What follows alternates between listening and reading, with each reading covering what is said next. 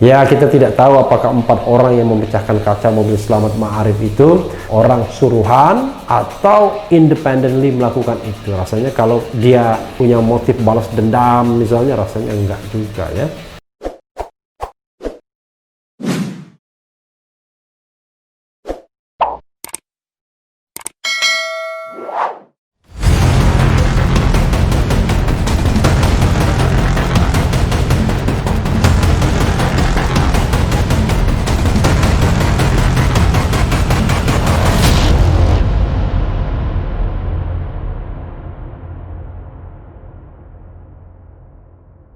Assalamualaikum warahmatullahi wabarakatuh, Sobat RH sekalian.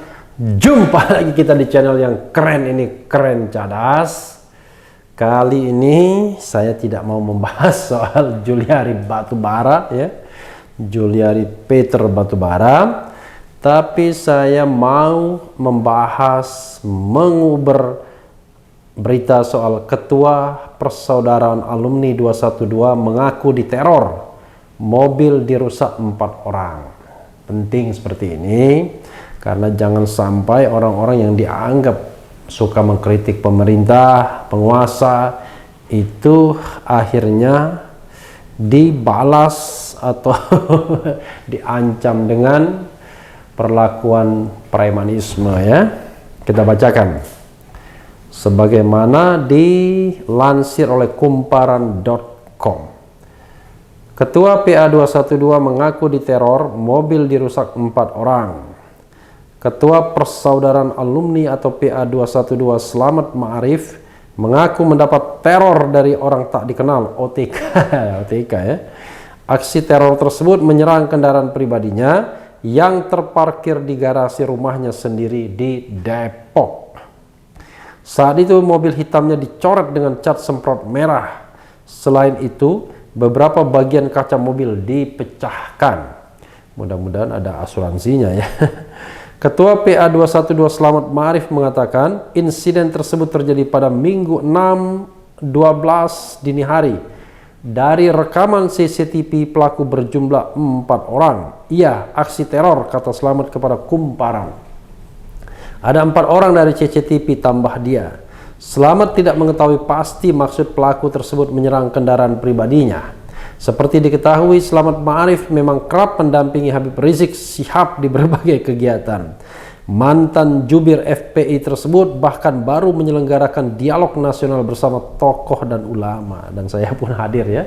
Dalam kegiatan itu sempat juga memberikan pidato ya. Ini ada juga tambahannya ya. Polisi sarankan Ketua PA212 lapor soal pengerusakan mobil. Ketua Persaudaraan Alumni atau PA212 Slamet Ma'arif mengaku mendapat teror dari orang tak dikenal. Aksi teror tersebut menyerang mobil pribadinya yang terparkir di garasi rumahnya sendiri di Cimanggis, Depok. Kapolsek Cimanggis AKP Agus Kairon mengatakan hingga kini Slamet Ma'arif belum melaporkan mobilnya dirusak itu ke polisi. Agus menyarankan Slamet Ma'arif lapor ke polisi. Saya sudah menyarankan sebaiknya membuat laporan karena kami belum menerima laporan resmi dari beliau, Slamet, ujar Agus di Depok Minggu 6/12. Agus mengungkapkan walaupun Slamet belum membuat laporan resmi, Polsek Cimanggis telah membuat laporan temuan. Nah, ini baru benar ya, jadi polisinya yang aktif ya. Pihaknya telah mendatangi rumah Slamet pada Minggu sekitar pukul 12.00 waktu Indonesia bagian Barat. Di sana polisi melihat hasil rekaman CCTV. Ada sekitar 4 orang terduga pelaku. Kami hanya diberikan rekaman CCTV yang direkam dari HP Slamet, terang Agus. Ya itu bukan hanya ya, karena lumayan itu bisa mengungkap siapa pelakunya. Agus tidak mengetahui arah kedatangan pelaku dan kendaraan yang digunakan pelaku. CCTV yang terpasang di garasi mobil Slamet hanya menyorot kendaraan pelaku atau hanya satu sisi. Hanya satu bagian yang terlihat di garasi kendaraan waktu kejadian dari rekaman CCTV Minggu dini hari sekitar pukul 02.49 waktu Indonesia Barat, ucap Agus. Dari rekaman CCTV, sambung Agus, pelaku memecahkan kaca mobil di bagian sisi kiri depan. Sedangkan CCTV yang terpasang di bagian kanan tidak terlihat. Diduga pelaku melakukan pengerusakan menggunakan besi. Hal itu terlihat dari pecahan kaca yang tidak melebar dan serpian kaca di sekitar mobil. Kalau menggunakan batu tidak mungkin karena ada 2 lubang dan batu hasil pecahannya akan membesar. Tutup Agus. Sobat RH sekalian, itu tadi soal teror ya, dialami oleh Ketua Persaudaraan Alumni 212. 212 itu adalah sebuah momen di mana jutaan manusia berkumpul di Monas pada tahun 2016, lalu mereka bereuni pada tahun 2017, bereuni lagi pada tahun 2018, dan bereuni lagi 2019. 2020 kemarin tanggal 2 Desember untuk pertama kalinya saya diundang dalam momen tersebut. Sayangnya tidak ada lagi masa yang datang ke Monas karena kita sedang COVID-19. Jadi cukup kegiatan virtual ya, virtual di antara 100 tokoh yang diundang. Saya tidak tahu persis berapa tokoh yang akhirnya datang, baik langsung on-site maupun melalui Zoom meeting. Yang jelas Habib Rizik memberikan ceramah, pemaparan tentang apa yang dimaksud dengan revolusi akhlak. Dan revolusi akhlak itu tentu bukan memecahkan mobil di dini hari pada pukul 2.49 ya.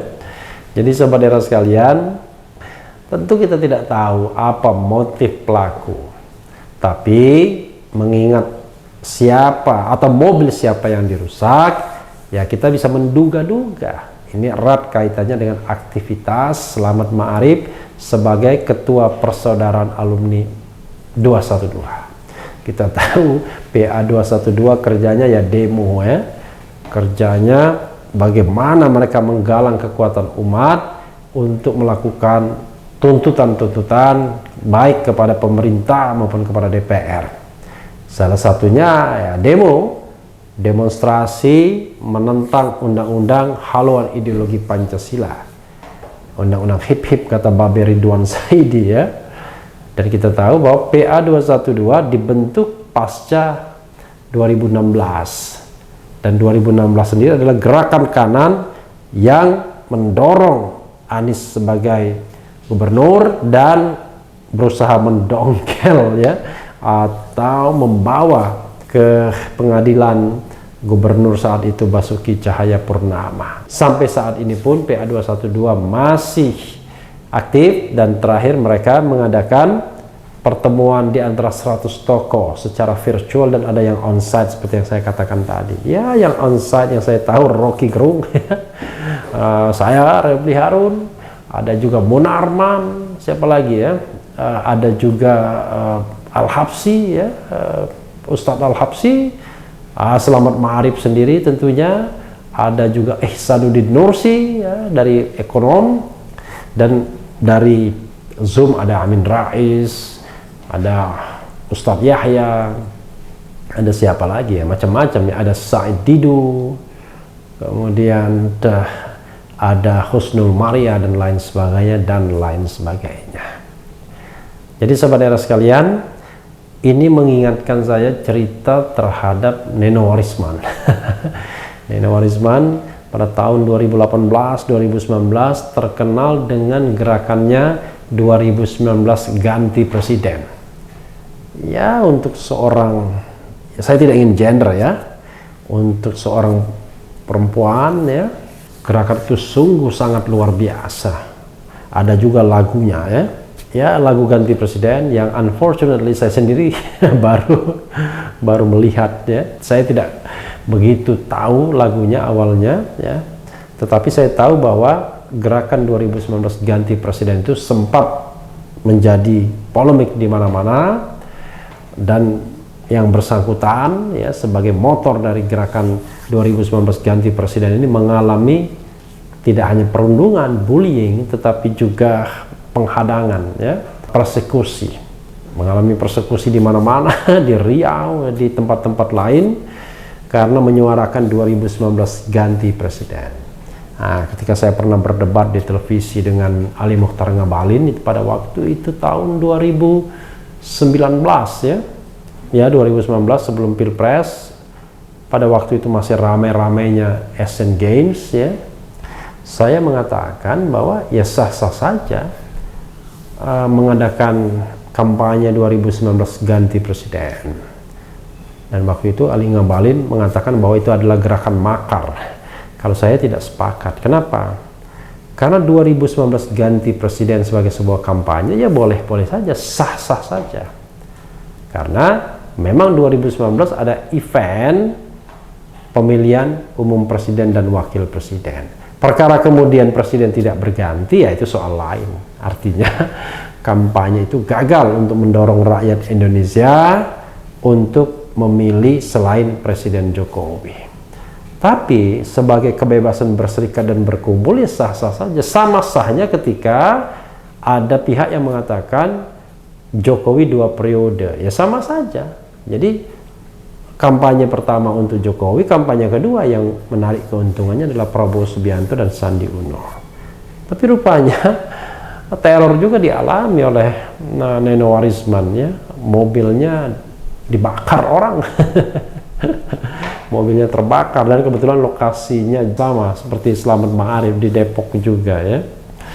Jadi sobat era sekalian, saya merasa prihatin begini. Berbeda pendapat di dalam aspirasi masyarakat, aspirasi warga negara, aspirasi umat itu biasa saja.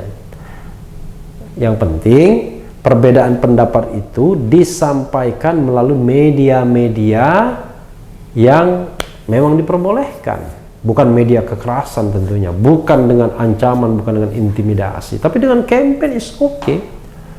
Jadi kampanye 2019 ganti presiden is okay, kampanye kemudian HIP dicabut dari DPR, RUU HIP rancangan undang-undang haluan ideologi Pancasila sah-sah saja, termasuk juga aktivitas-aktivitas dari aktivis yang memilih untuk tidak berada di kubu pemerintahan. Nah, memilih untuk tidak di kubu pemerintahan saja atau tidak di kubu penguasa, sobat era sekalian, itu adalah pilihan yang sulit. Jauh lebih gampang kalau kita berada di sisi pemerintahan. Pilihannya saja sudah sulit, tapi lebih dipersulit lagi kadang-kadang dengan perilaku penguasa yang memiliki kekuatan koersif, kekuatan menekan, kekuatan menumpas terhadap mereka-mereka yang berbeda pendapat atau mereka-mereka yang tidak disetujui oleh penguasa. Nah, cara-cara seperti ini adalah cara-cara yang tidak mendidik. Ya, kita tidak tahu apakah 4 orang yang memecahkan kaca mobil Slamet Ma'arif itu orang suruhan atau independently melakukan itu. Rasanya kalau dia punya motif balas dendam misalnya, rasanya enggak juga ya. Kalau dia punya motif balas dendam, orangnya yang akan disasar. Tapi kalau itu berupa sebuah teror, ya teror itu biasanya memang namanya teror menakut-nakuti terhadap benda, ya, barang seperti mobil, juga barangkali menakut-nakuti anggota keluarga, mengancam, telepon yang berdering tapi tidak ada orangnya dan lain sebagainya. Itu teror. Dan saya kira saya termasuk orang yang mengutuk kalau memang teror itu dilakukan terhadap siapapun warga negara, siapapun anak bangsa yang ada di Republik Indonesia ini. Tak peduli apakah yang bersangkutan berada di sisi pemerintahan maupun berada di sisi oposisi, performance politiknya kalau dia politisi memang menjaga jarak dengan kekuasaan, kalau dia aktivis ormas itu kritis dengan pemerintahan. Karena semua posisi itu sah. Tidak ada yang lebih baik sebenarnya. Yang penting adalah melakukan sesuatu dengan tanggung jawab penuh, sesuai dengan kapasitas, keilmuan, pengalaman. Yang paling penting adalah menggunakan, memberikan, mencurahkan segenap kemampuan untuk kebaikan bangsa ini dengan caranya masing-masing. Dengan cara terlibat langsung dalam pemerintahan atau di luar pemerintahan. Dan tidak boleh sama sekali diteror. Ya, mudah-mudahan ini sekedar kesalahpahaman. Rasanya nggak mungkin ya. Tapi yang jelas berbekal rekaman CCTV, harusnya polisi mampu dan bisa bergerak. Toh polisi kita sudah sangat profesional untuk menemukan orang-orang yang bersembunyi di lubang jarum sekalipun. Mudah-mudahan Ustadz Selamat Ma'arif bisa tenang ya, bisa ikhlas dan bisa menjalankan kegiatan sehari-hari tanpa merasa ada tekanan atau gangguan psikologis. Memang resiko berjuang mengatakan kebenaran itu sering seperti itu. Tapi mudah-mudahan tidak lagi ada anak-anak bangsa yang diancam, diteror ketika mengucapkan idealismenya. Karena sesungguhnya Sobat Era sekalian, kalau anak-anak bangsa mempunyai idealisme, memiliki idealisme, dan idealisme itu misalnya untuk kebaikan, semacam revolusi akhlak misalnya, maka negara ini akan jauh lebih baik. Negara ini barangkali akan hilang atau berkurang koruptornya, semacam 2 menteri yang baru saja dicokok oleh KPK, Menteri Sosial dan Menteri Kelautan dan Perikanan. Kita membutuhkan orang-orang yang punya moral, punya etika, kritis pada pemerintahan, terutama ketika penguasa sudah bertindak tidak benar, menyimpang dari rel konstitusi. Jadi Sobat Era sekalian, mudah-mudahan siapa pelakunya bisa terkuak, bisa diciduk ya, dan tentu ditanya motifnya apa. Karena ini sudah sentuhan, hampir sentuhan badan. Ya berbeda lah dengan hanya verbal. Kalau verbal kan, ancaman verbal itu ya namanya ancaman verbal biasa-biasa saja. Tapi ini bukan lagi ancaman verbal, tapi yang sudah sifatnya fisik. Jauh lebih berbahaya karena sudah dekat kepada orangnya. Ya, yang penting tetap di channel ini, karena di channel ini Anda akan dirayu, ditipu, dibaperin, dicecar, diuber pula di jalur khusus. Karena channel ini adalah channel yang mengancam, memeras dan membenci. Jangan lupa subscribe, like, comment, and share. Cheers.